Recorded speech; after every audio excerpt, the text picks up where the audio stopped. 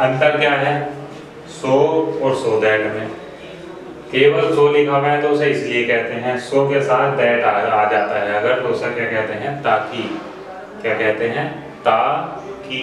याद रखेंगे, ताकि मैं मेहनत कर रहा हूँ ताकि मैं पास हो जाऊँ।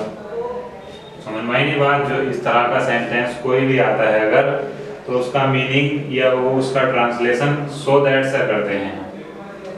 तो इसके बारे में एक खास बात याद रखनी है कि सो दैट के बाद वाले सेंटेंस में मे या माइट का प्रयोग करते हैं। तो यहां लिख लेंगे सो दैट के बाद वाले सेंटेंस में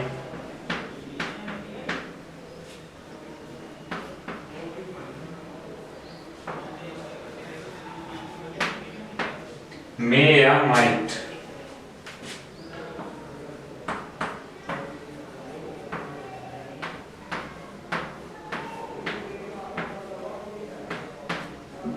का यूज करते हैं।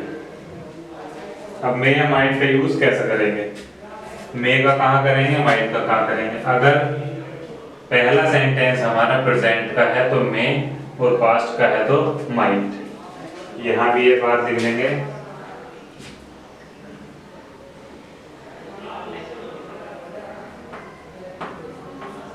ये डबल तीर लगा लो, चाहे अलग बात है, ये अलग नहीं है, इसी की तीर लगा लो बस। ये यदि पहला सेंटेंस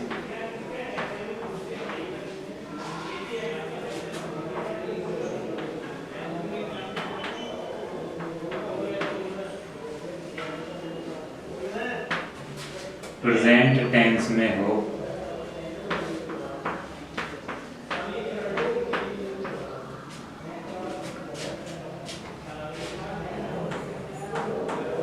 तो मे, ठीक।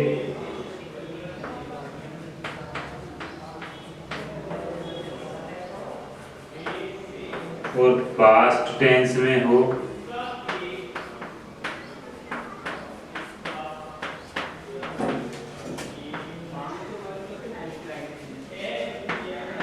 माइट। करो इसे नोट फटाफट।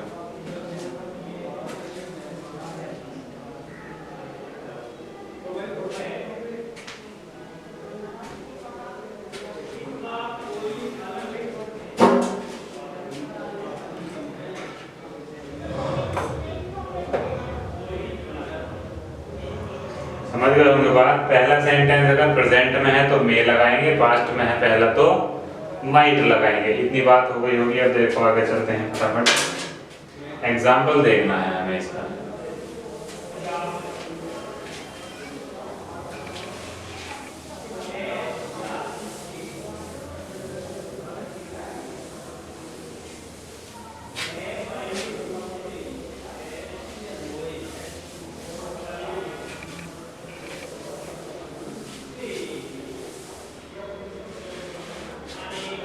एग्जाम्पल देखेंगे। एग्जाम्पल क्या है?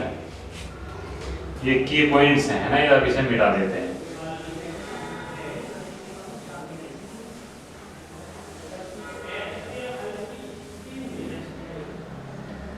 Example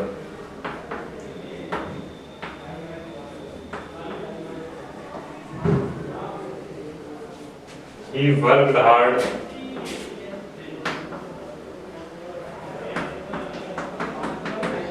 so that। तो देखो सेम ऐसा याद है सेंटेंस, so that लिखा हुआ होगा, नहीं भी लिखा हुआ होगा तो अपने हिसाब से। मैंने बताया ना बात कि अधूरा सेंटेंस में पूरा करना है। he worked hard, उसने मेहनत की, सो वो पास हो गया। हम ऐसे भी कह सकते हैं, इसलिए वह पास हो गया। या सो दैट माने ताकि, उसने मेहनत की ताकि, सो दैट। अब ये पास्ट में है तो क्या लगाएंगे? इधर हम माइट लगाएंगे ताकि वह पास हो सके। सो दैट ही, सब्जेक्ट तो लगाना ही पड़ेगा, बिना सब्जेक्ट थोड़ी लिख देंगे मैं या might. He might pass, might pass. तो इस तरह से देखो सेंटेंस बनाते हैं हम। समझ में आ गई बात इतनी। अगला वर्ड देखेंगे हम तीसरा। सो हो गया, सो दैट भी हो गया।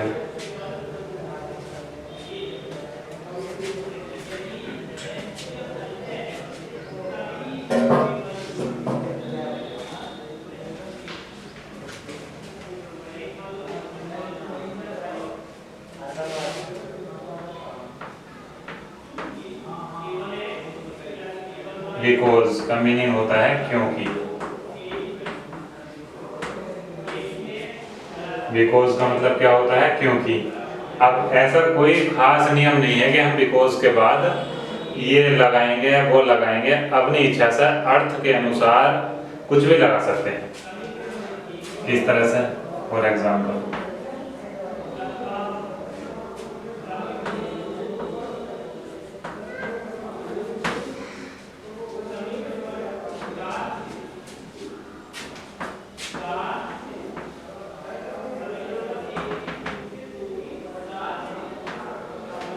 यही सेंटेंस हमने फिर से ले लिया।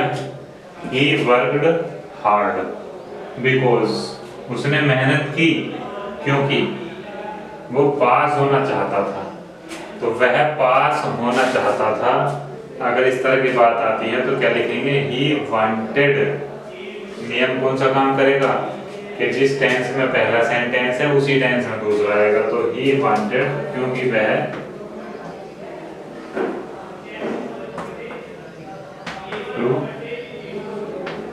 पास, क्योंकि वो पास होना चाहता था।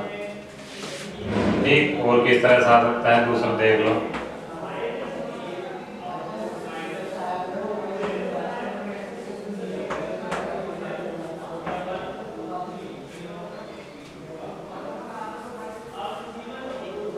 He will not come to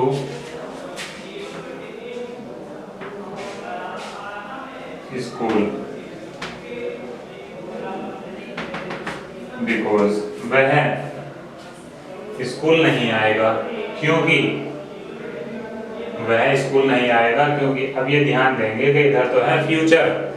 मैंने क्या बताया था कि अधिकतर सेंटेंसेस में जिस टेंस का पहला सेंटेंस है उसी टेंस में दूसरा सेंटेंस बनाते हैं। तो यहाँ तो फ्यूचर है, उधर भी फ्यूचर बनाएंगे तो गड़बड़ हो जाएगी बात। वह स्कूल नहीं आएगा क्योंकि वह बीमार है। Because he is ill. Full stop. याद रखेंगे ये बात कि अधिकतर प्रेजेंट के साथ फ्यूचर चलता है। वो मैं आकर लिखवाऊंगा अभी, है ना। He will not come to school, कोई स्कूल नहीं आएगा क्योंकि वह बीमार है। ये तो कहते हैं मैं बीमार हूँ इसीलिए स्कूल नहीं आऊंगा। समझ गए ना बात। तो इतना देखो। नंबर 4 क्या है? वर्ड हमारा 3A हुआ। नंबर 4 है हमारा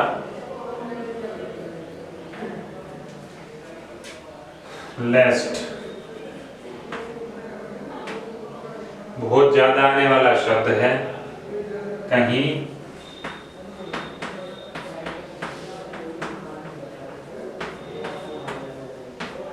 ऐसा ना हो कि, एक छोटा सा शब्द है लेकिन इसका मीनिंग कितना बड़ा है। देखो लेस्ट लिखा हुआ है केवल, तो इसका मतलब क्या है? कहीं ऐसा ना हो कि। अब इस शब्द में हमें क्या दिखाई दे रहा है कि इसमें नोट भी छिपा हुआ है। नोट कैसे? ये रहा ना। समझ में आएगी ना। तो क्या मतलब है कि इसके बाद सेंटेंस जो भी होगा इसके साथ अर्थ मिलाकर वो निगेटिव अर्थ देगा। इसके लेस्ट के साथ जब हम दूसरा सेंटेंस मिलाएंगे तो वो सेंटेंस निगेटिव सेंस देगा। ठीक, किस तरह से आता है? फॉर एग्जाम्पल देखेंगे, वर्क हार्ड।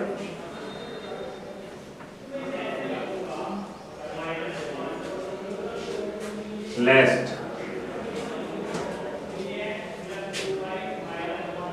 एक बात लिखनी है अभी कि लेस्ट के बाद हमेशा शुड का प्रयोग करते हैं। तो इस बात को लिख लेते हैं पहले हम।